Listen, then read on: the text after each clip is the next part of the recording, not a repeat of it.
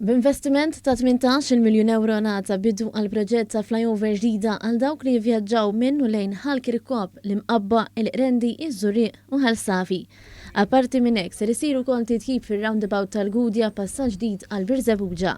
Kif ukoll il-proġett li jinkludi wkoll faċilitajiet aktar siguri għal dawk li jivvjaġġaw bil-mixi tal-linja jew bir-rota. B'hekk ser ikun hemm żvilupp ukoll ta' aktar faċilitajiet għal modi alternattivi ta' trasport. Anton Zammit, il-perit ta' dan il-proġett, spjega li x-xogħol ta' dan il-proġett li beda din il-ġimgħa beda bit-tindif ta' żona li minħalluqa tagħti għall-Gudja biex minflok jinbnew korsiji ġodda.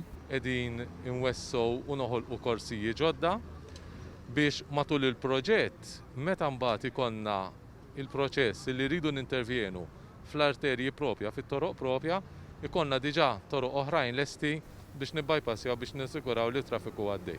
Il-perit kompla jispjega x'se jkun qed isir wara li jitlesta dan il-proċess. Wara li nċaqilqu traffiku ħanibdew l-iskavar il-propja l-maġġuri tal-underpass u l-kostruzzjoni tal-bridge.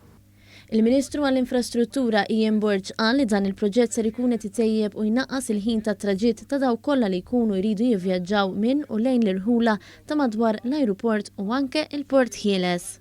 Il-peace ekonomiku, ħafna mill-attività ekonomika tal-pajjiż iddependi minnhom ukoll, għal daqstant l-effiċjenza fuq dawn it-toroq f'din iż-żona partikolari hija kruċjali.